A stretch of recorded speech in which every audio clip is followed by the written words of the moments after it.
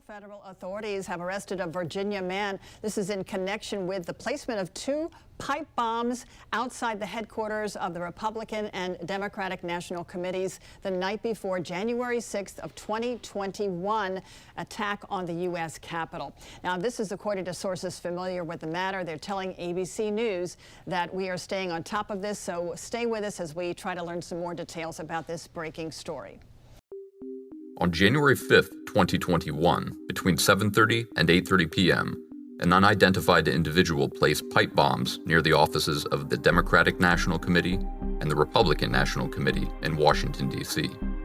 The FBI and our partners are renewing our call for tips from the public to help us identify the suspect. The FBI's estimate is the suspect's height is approximately 5 foot 7 inches tall.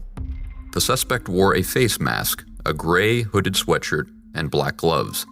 They used a backpack to transport each of the devices.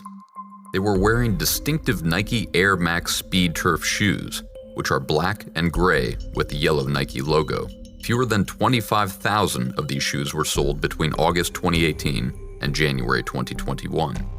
The first time the suspect is seen is at approximately 7:34 p.m. at the intersection of 1st Street and North Carolina Avenue Southeast. The person walks southwest on North Carolina Avenue, turns north on New Jersey Avenue, west on D Street, and then south on South Capitol Street.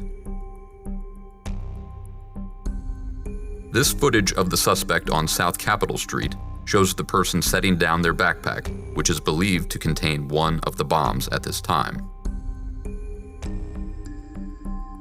The suspect appears to put on a pair of glasses and scan the area, standing on tiptoes.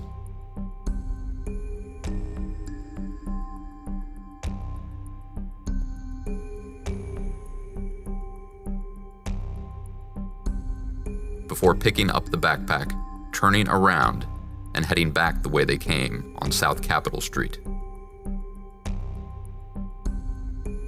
After reaching the corner of D Street, the suspect turns around again, and this time walks south all the way down South Capitol Street to a bench outside the Democratic National Committee headquarters building.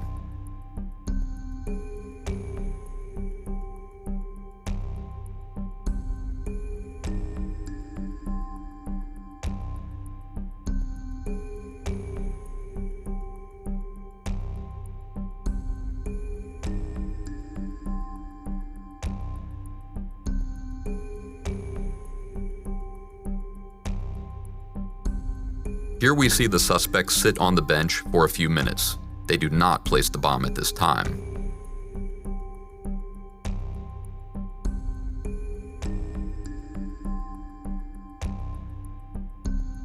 The suspect then walks east on Ivy Street,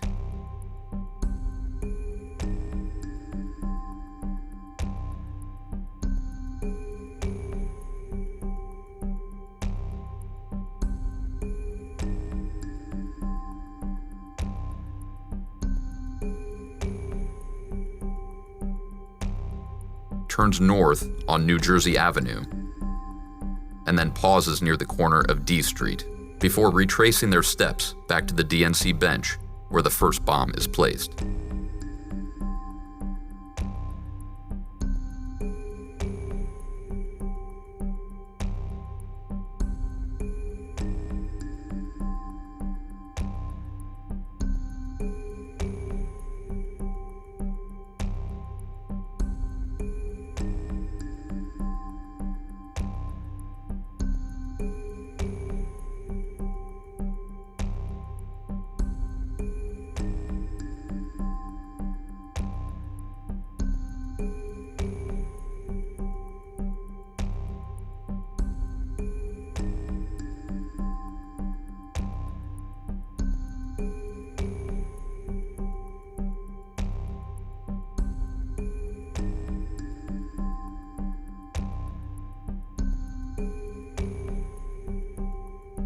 This footage shows the suspect sitting on the DNC bench before placing the first bomb.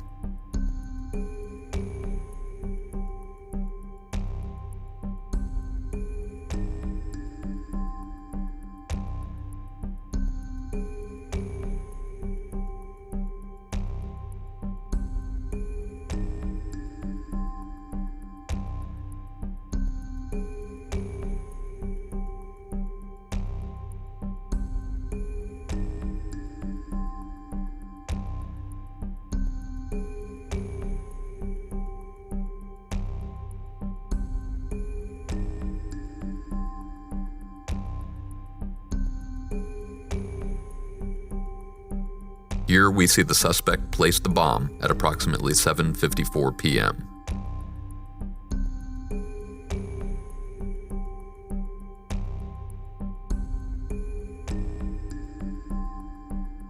From there, the person walks north on South Capitol Street.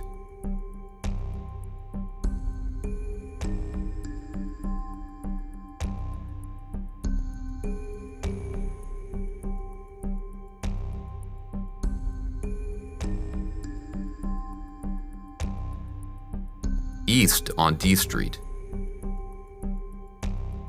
south on New Jersey Avenue,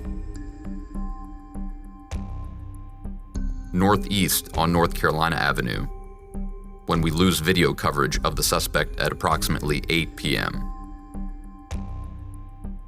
8 minutes later, at about 8:08 p.m., we pick the suspect back up on camera heading north on 2nd Street. The suspect walks west on C Street, enters an alley that leads to Rumsey Court, and then walks west on Rumsey Court.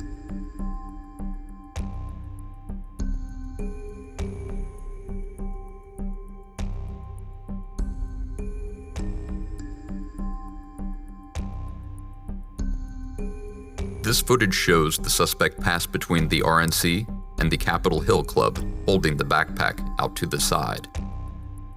The person continues between the RNC and the Capitol Hill Club, then continues north on 1st Street, east on C Street, back into the alley toward Rumsey Court, back onto Rumsey Court,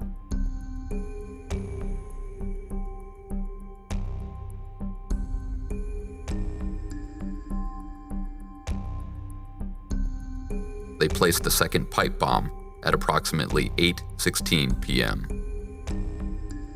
The suspect then turns back onto Rumsey Court, walking east until the person is last seen on camera at approximately 8:18 p.m., wearing the backpack on their shoulders. The bomb is believed to have been placed shortly before this video, based on how the suspect is carrying the backpack. Nearly 5 years after a suspect placed 2 pipe bombs outside both the Republican and Democratic National Committee headquarters in Washington, D.C. Despite a $500,000 reward, hundreds of hours of video interviews with 900 and some people, still no charges have been filed and no one has been arrested. There are unverified reports about a former Capitol police officer who now works with the CIA as perhaps someone who could be connected. And joining us this morning to break it all down is retired veteran FBI Special Agent in Charge and former head of the Chicago PD, Jody Weiss. Good morning to you, Jody. Nearly 5 years have passed since this incident. Investigators had no problem, as we know, hunting down every single person in the Capitol on January 6th. Why have we not heard more about this report, though, from the FBI, from the DOJ, from U.S. Capitol Police? What is going on here? Yeah, good to see you, Jen, and happy Veterans Day to all my fellow veterans out there. Thank you for saying that. Yeah, this is really interesting to me. This was an explosive report, it's true. And in keeping with the FBI's tradition, they will not normally confirm or deny any case going on. But keep in mind, this claim was based on gait analysis. That is not standalone evidence like fingerprints or DNA. So there's going to have to be a lot more work on this before the government comes forward and actually says something about this. But they have to, because this is such an explosive report. At some point, I've got to believe the Department of Justice is going to have to address this. And talk about the actual bombs, because as we know, they never went off. Let's kind of revisit this story, because it's, you know, memories right now are different 5 years later. Yeah, any bomb is going to have 3 components. There's going to be an explosive filler, there's going to be a container, and there's going to be some type of fusing device. In these devices, the explosive was actually homemade black powder using potassium nitrate, sulfur, and charcoal. The container was galvanized pipe, 8 inches long with threaded end caps. Now, the fusing system is where it gets a little convoluted. The bomber used a kitchen timer tied to a power source with some igniters involved in it. Now, the question comes up, why didn't these devices go off? Were they supposed to be a hoax device? The FBI and the ATF has said these devices should have functions. All the necessary components were there. The thought process is the timers jammed, or that the batteries ran out of juice and did not ignite the actual igniters, thereby not causing the explosive mixture to burn. So if, let's just say, they were part of a hoax, was it a diversion? If this was part of a training mission, would this have already been relayed to everybody? Yeah, that's a great question. I can't believe on an event like January 6th, so we knew a lot of people were going to be on the Capitol, that this was a training mission. So I would rule that one out. Okay. Bombs are typically used for diversionary devices. Oftentimes, law enforcement will use like a flashbang as a diversionary device. So then the question comes up, why? Was the bomber trying to pull resources, bomb squad resources, over to the RNC and DNC headquarters from the Capitol? And why? There were no bombs found at the U.S. Capitol. So until we track this person down and can actually interview him, we're never going to really know. And I think my question too is you know, this a couple of reports online named someone, which I thought was really interesting. Because if it's not true, that there's a huge liability there for libel. If it is true, why is this person still working allegedly in law enforcement? I mean, what's next in all of this? This is, like you said before, why isn't someone coming out, especially in the federal government, saying this is not true, this is just, we don't know where this came from? Wouldn't they have done that as well?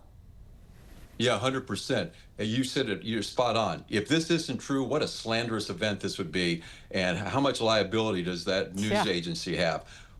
But if it is true, if it's new information, I've got to believe the Bureau is going to be looking very deep at this person, full background investigation, and then they're going to have to be interviewed to try to put this in place. But you're right, working in a law enforcement capacity right now, having allegedly been part of the U.S. Capitol Police, this has to be evaluated, and we have to get answers from this. Yeah. And the sooner the better, because the more this runs, people are going to start asking questions, you know, start smelling like cover-up and what's going on. So I'm sure we'll hear something soon. That's right. And there's something, the timing of it, why. There's so many unanswered questions in this, and I'm sure hopefully we'll get answered soon. Retired veteran FBI Special Agent in Charge and former head of the Chicago PD, Jody Weiss. Thanks so much for joining us. We appreciate it.